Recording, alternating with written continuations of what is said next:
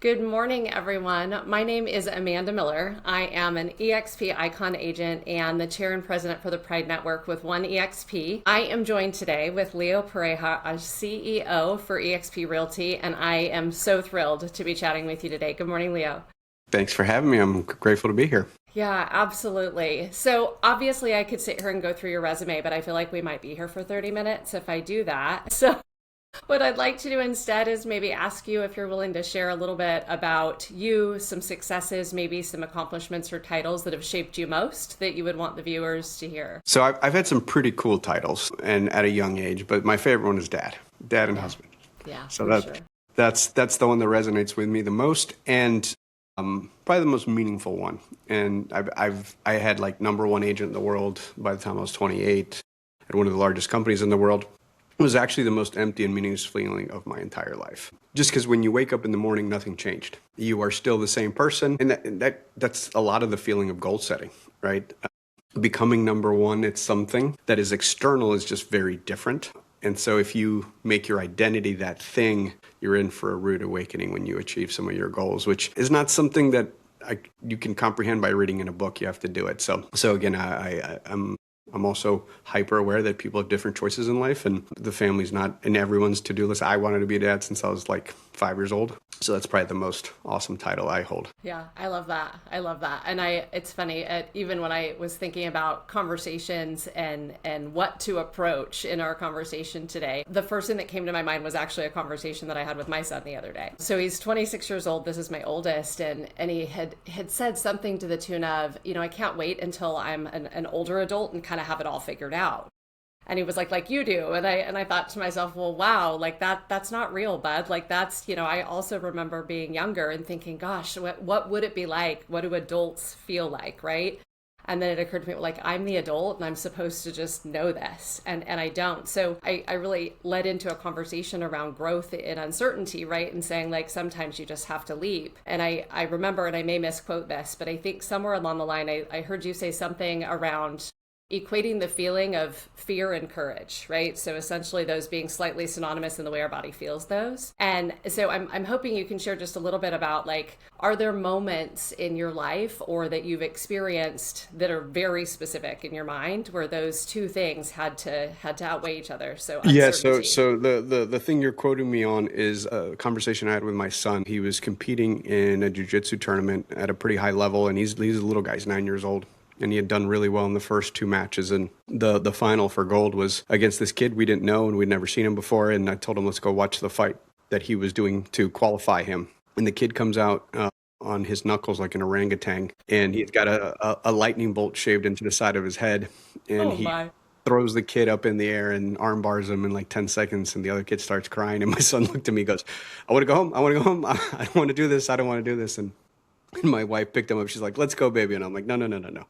And I pulled him aside and we sat on the bleachers and he first of all, he said, you told me I never have to do anything I don't want to. Like I'm hyper clear. I don't want to put my stuff on my kids, right? Like maybe any unachieved goals from my childhood need to play out in their world. And I said that. And I said, if you never want to do jujitsu again, that's okay with me. If you want to quit tomorrow, that's fine. But you're going to get on that mat one time. And he looked petrified. And I said, first of all, he can't kill you, right? So, and by the way, this framework is what I use to talk myself through scary stuff. It's like, what's the worst possible scenario? But did you die is actually a frame that I think a lot of. Because technically, if you didn't die, nothing is that bad, Right. right? And he goes, no, no. I was like, the ref, like if you pull guard and he taps you, it's over. We go home. He's like, just tap. Don't let him hurt you. He's like, you're right. And I said, but it wouldn't be fair to the other kid if you just forfeited because he trained a lot. And that's when I said, do you know that feeling you have right now in your body? And he was like, yeah, I'm terrified. I'm shaking. And I said, what is that feeling? And he said, fear. And I said, what's courage? And he's like, well, to be brave. And I said, no, courage is doing the thing when you're scared. And I think that's the biggest lie that we are told as kids in fairy tales, that everyone's brave. And bravery, I think, is perceived at least as fearless. And doing the thing when you're scared in spite of being scared is my definition of courage. And in this season of life, I'm just hyper aware of breaking things down for my kiddos in a way they can't consume versus kind of like that I would say misguided, like, no, be fearless. Well, fearless is nonsense. Like, Right. I get scared. I get All the scared time. today, all Yeah. the time. So too, and at times I'm referred to as your guys' fearless leader. I'm like, no, that's not a thing. I, I can tell you I've had moments in this role where I'm up at night till 2 in the morning, and be like, oh shit, did I make the right call for everybody? But that's life. Like, and I do often go back to that anchor of like, but did you die or did it kill you? Or, you know, can we apologize and fix it? Right? Like, it's not that serious. Right. You're like, what's the end all? So I guess what's interesting is when we think about us as human beings and we think about those who can overcome the fear and the uncertainty, what is the difference between those that are willing to take that leap without knowing what the next step is, and then those that just can't? And I guess the second part of that is, sorry, is there something as leaders or people who kind of lead the charges that we can infuse into people to maybe allow them to feel safer doing that? Yeah. So the first thing is just recognizing that we are not trained for this, right? Everything about our educational system is you got a bad grade, so you got to study harder. Versus like life is actually just getting back up, right? And there's every cliche you can think of a sports analogy or poster you saw as a kid in the 90s and now on memes on Instagram. But like winning is actually a byproduct of outpacing attrition. And so if you look at real estate, the first 12 months of someone's career, 66% failure rate. By year 5, it's 90%. So 9 out of 10 people that sat with you, who passed the test with you, let's be more specific because a bunch don't pass the test. Correct. Of the people that passed the test with you, won't be there in year 5. 9 out of 10, that's a crazy high number. Like if there's 10 people in the class, you were the only one who's going to be there in 5 years. But I would apply that to just about anything, right? Like getting in shape, getting proficient at any sport, learning a language, you know, picking up art or woodworking, take anything. It's just the thing about not quitting, right? I made a post this morning and I said, you know, reps fix everything. Yeah. Right? You don't have a big enough audience, post more. You don't have enough transactions, make more calls. Right. Have more conversations. And again, as the rep term comes from working out, it's like growing muscle is actually micro tears in the muscle, and you progressively add more weight to the resistance. And that analogy is perfect in leadership and being a parent and In being life, a partner, right? and just about anything. Just, you know, if you were to create a perfect human, which is an interesting thought process because as a parent, we want to protect them. But like if you want to make a really resilient human, do you want everything to be, you know, easy? No, because that doesn't create resilience and curiosity and, you know, ingenuity, right? Almost like your favorite characters in mythology and fiction and nonfiction overcame stuff, right? So just got to go back to the most things in life are uncomfortable is where all the magic happens. It's where all the growth happens. It's that first time you went overseas or you were in a room by yourself and you weren't, you know, with your older sibling or your safety blanket, whatever that could be for you. And you had to feel uncomfortable is where almost all the growth has ever happened. Yeah, I absolutely agree. It's funny, in my personal life outside of real estate, I am an indoor cycling instructor and I have been for a decade. Call it the coaching passion, right? And people ask me all the time, like, when does this get easier? And my answer consistently is it never does. You just get better at it, right? So ultimately, like your time on task, you gain mastery, and just being willing to show up and be vulnerable on repeat ends up growing the skill set. So I just love that. But it's interesting when you look at your career span, and a lot of your personal, you know, messages and learnings, I'm sure are based upon actual experience, right? But I feel like the higher we climb on a ladder, the smaller our trusted group becomes. And so in your world, how do you know, people are there to support you and cheer you on, but who holds you, obviously beyond your wife, who holds you accountable? Like, who are the people that you lean in to hold you accountable, the mentors, the people that help you elevate your space and your thought processes? So one thought that's hyper present for me right now is the season of life portion of my thought process. And again, I'm also living my journey, right? And I'm a father, and we have an 11-year-old and a 9-year-old. And so there's so many parables of comparables of teaching and learning, and like it's not that serious as the one that comes to mind is my daughter's 11. It's like, it's not the end of the world. It's not that serious. No. But like, can you zoom out, and how many times are you doing that in your life? Like, is it really an emergency? Like, could it wait till tomorrow? Like, did you really need to lose your peace? Which is a conversation I have with my daughter a lot, which is like, do not let external things rob you of your peace. And so you asked me a different question, which is, who are my mentors? So as I was younger, I've been super lucky and blessed to have just amazing, amazing mentors, starting with my parents. And to this day, my dad's my superhero. I spent the day with them yesterday. I saw my parents. And then I seeked out actively mentors. Sometimes I paid them. Sometimes it was a symbiotic relationship where I found them deals and they gave me more insight and wisdom. But my circle has gotten substantially smaller as I've gotten older. So I do seek out an exercise I've done that I think people can relate to is like, I found folks in similar parts of their journey that maybe had no competitive factors to them. So as an agent, when I became one of the top agents in my market, I made friends with folks not in my market, right? So I could share freely. So the comparable in this industry is, other CEOs of other sized companies' revenue headaches like the ones I have, right? So, organizations like YPO or EO, or just find organizations where it puts you in rooms where you're having conversations with similar-minded folks. And by the way, it almost goes back to like, I'm almost as curious about like how they're handling, being a husband, being a son, being a father with the same level of stress as someone in my position would have. And then in like today, like the folks I lean on are with Glenn and some of our folks on the board I'm very close to who have seen the movie before or could give you perspective from a different angle.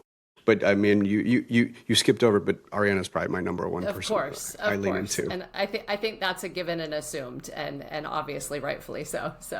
So you kind of alluded to it, but you said what you had done as a younger or newer agent, so early in your career. So for the agent audience, essentially, what are some of the places that you would encourage them to initially lean in to gain those mentors? So somebody who's looking for some guidance or collaboration, where would you encourage them so to mentors go? are specific than I think collaboration. So, if I was brand new again, I'd do what I did, which was find someone you want to be like and actually try to work for them. You get to compress time, right? So if you could, the paradox of life is when you're young, you have time, and when you're old, you don't, right? But when you're old, you have a ton of experience and wisdom, and when you're young, you don't. And so it's this inverse relationship where when you're young, you just want experience and you're willing to trade your time for it. And when you're older, you have wisdom and you don't have much time. So you're very selective of who you spend it with. So it like I get pitched all the time, like, hey, can I come? Can I do this? I'm like, no, you can't, right? Like in this season of life, I do not have dinner with a single person that's not like social with Ariana and I, right? Like I just say no. I say no a lot more than I used to when I was younger. So, but let's say you want to specialize in luxury and new construction and multifamily and buyers and Zillow leads and whatever you want to do that you think is interesting. When you're young, I would go find the very best person at that thing. And again, switch it out for any form of entrepreneurship. It doesn't have to be specific to our industry, and be willing to go be a sponge. And I've been the sponge and I've had sponges. And if like when I had a young man walk into my office once upon a time who said, I've interviewed at 2 or 3 Keller Williams offices, and I told him what I wanted to do, and they all kind of smiled and said, you want to become Leo Pareja? And he goes, after the third person said it to me, I just looked you up and drove over to your office, and I figured I'd skip a step, and everyone said that I'm describing your career path, so I figured I'd come work for you. And he was super upfront about it. He said, I want to work here 2 or 3 years, and then I'm going to quit, and I want to be you. And by the way, that level of transparency and expectation is phenomenal, because I was never confused that he was going to leave. And I said, okay, cool. What do you want to get out of this? And he said, I want to be in 30 under 30. I want to do this. I want to do that. And I said, okay.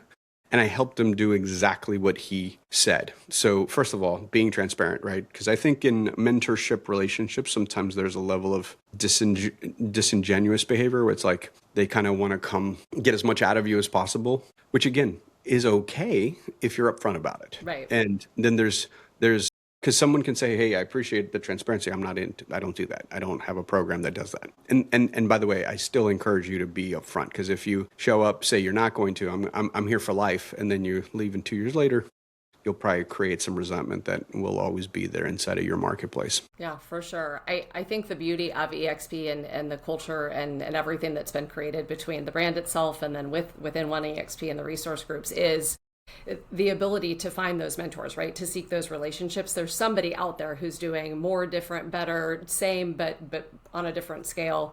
So we have access, right? So in thinking about access in general, I think that one major thing that I've learned is that our role definitely extends far beyond, our agent community and definitely into the consumer. And when we're at our best, we're educating, we're teaching, we're training, we're advocating, et cetera. And in many cases, it's not necessarily about the talent we provide or the determination, but it's about the access.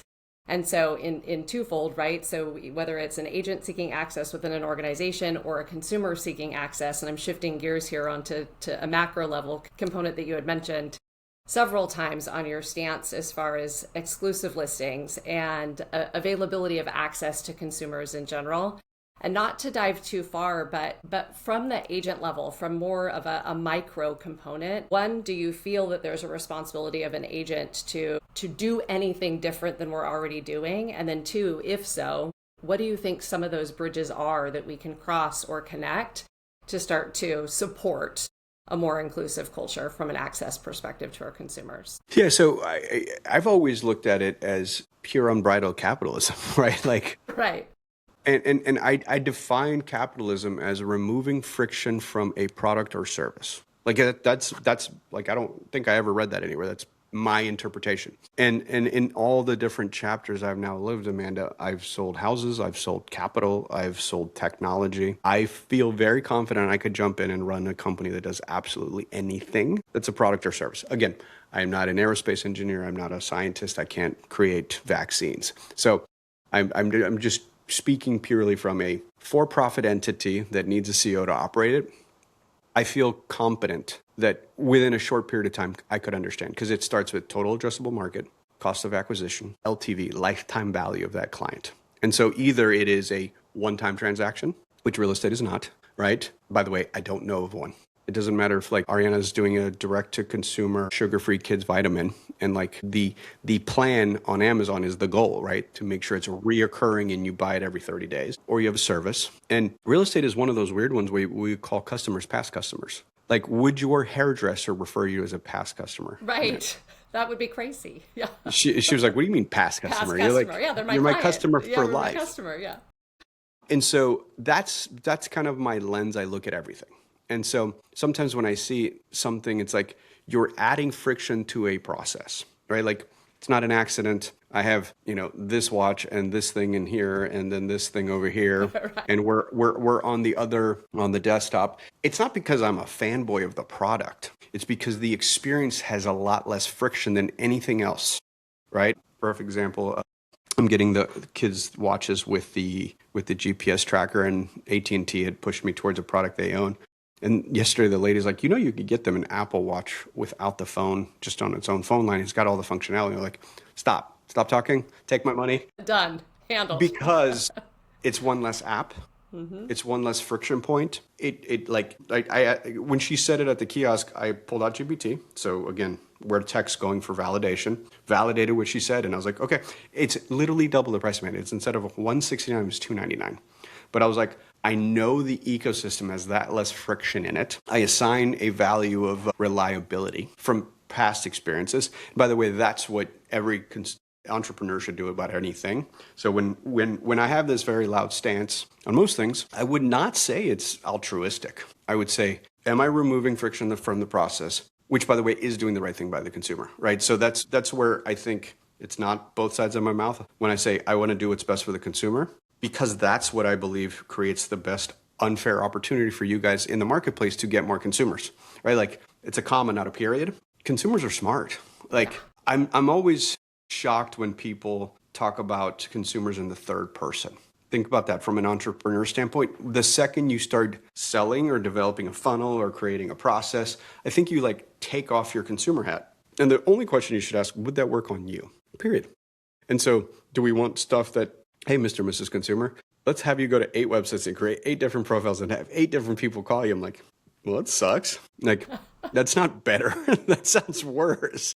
And so that's as basic as it sounds, that's kind of the framing, I think, through most things. I don't think it sounds basic at all. It does sound replicatable and duplicatable, which I think is fantastic. I do think that there's an opportunity maybe to explore a little bit though on thinking about the perspectives of others. Like when we're pulling all of us together from resource groups and diverse perspectives, and I know there's a lot of dialogue. You had just said consumers are smart, people are smart, right? We kind of can see through the BS these days. So the conversations, I think, become a little bit more transparent, a little bit more real as it pertains to business expectations, et cetera.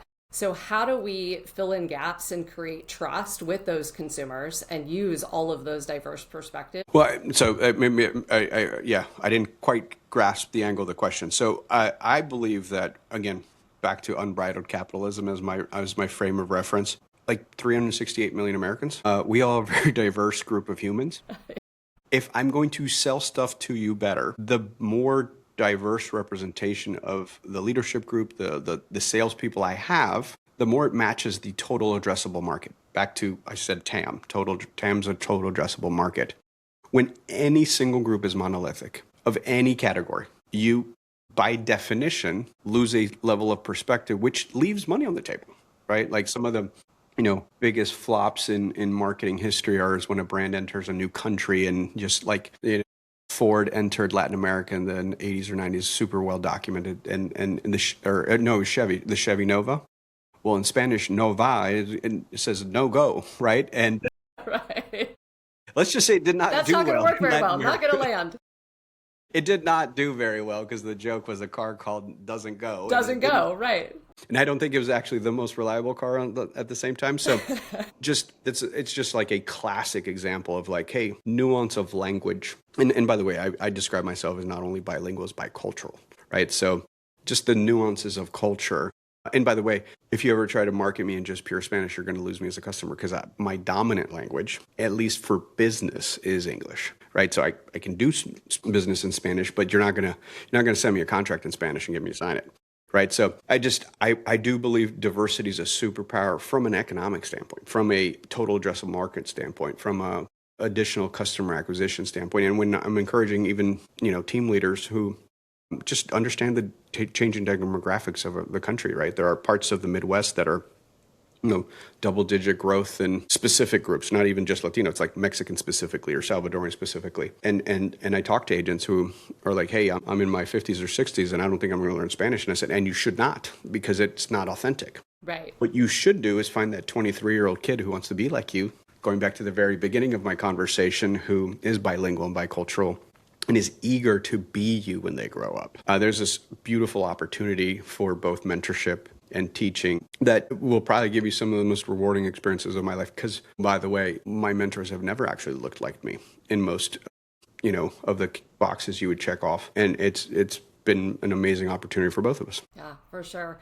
So you mentioned culture, and in my past life, I was in executive retail, and my focus was on training and development and teaching and leading at a high level. And all of the focus for those trainings was around building culture to enhance productivity and retention, right? And if you would have told me fast forward that all of those things could be created in an organization where there's no true brick and mortar buildings, I would have been blown away because, I was working real hard to go belly to belly and face to face with individuals to create this component. So as EXP continues to grow globally, how do you protect a culture without kind of losing that cool factor as to what we originated from, right? How do we continue to build upon that? So one is you have to be hyper focused on it. Right. So what you focus on is what you track. It's what you measure. It's what expands. But also, it is native to how we were born. We weren't transitioned into it. We were always like this. And I don't think people now forget that Glenn actually advocated to create this opportunity. And there were certain states that didn't want to see us exist. Like they were like, no, you can't be a virtual company with no sticks and bricks. And so it's kind of once. Like now take it for granted because of the size and scale of our organization. And more importantly, because we created a category.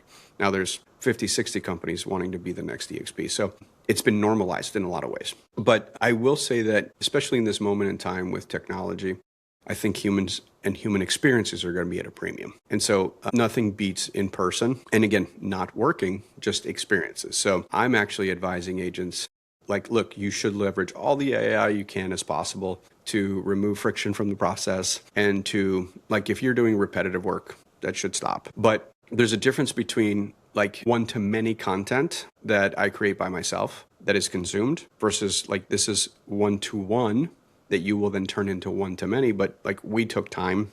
I didn't send you the GPT version of me to ask you questions, which by the way exists and the marketing team has it, and we use Which is crazy. Which is crazy. And it literally has like 1,000 articles, videos, all the things that make it sound like me, and it sounds a lot like me. But that's more like tone and word choice and word structure versus like, hey, let's like tell you a very personal story that doesn't exist anywhere else, right? And so I believe humans are going to continue at a premium crave experiences that are human, that can't be replicated digitally.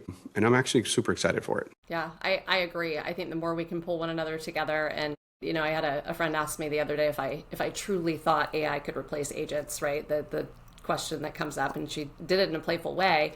And I said, let's be clear. I do think that one day someone can order a new build house or new construction like they do a Tesla. Like I do see that happening, but ultimately our ability to connect, to create belonging, to create, empathy and understanding will far surpass anything that you can search online or order online. So one, I appreciate you giving me the real version of Leo today and not your AI bot. So thank you for that. So if someone leaves this conversation or is listening, and there's one lesson from everything you've experienced, from agent to entrepreneur to CEO, what is the one lesson in your version of you today that you would like them to leave with, or that you would share? And I say this often, but it's so real, and I don't hear anybody else say it enough, is you're never ready. So in the human experience, you'll never be ready, and parenthood is probably the best example when they hand you the kid at the hospital.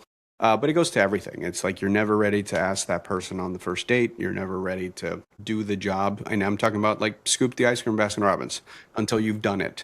You've never used the cash register in your first retail job. You've never picked up the tray with food that you may or may not drop the first time you waited tables. And then, write that first contract, raise capital, report to a board, be the CEO of a publicly traded company. And like, there's always a 0 to 1 moment. And so why not you and why not now? Yeah, I love that. Why not you and why not now? I don't think there's any further question. That was your mic drop moment. So Leo, thank you so much for spending time talking to me today. I really appreciate it. And cheers to bigger, better, and new and next. Awesome. Thank you for having me.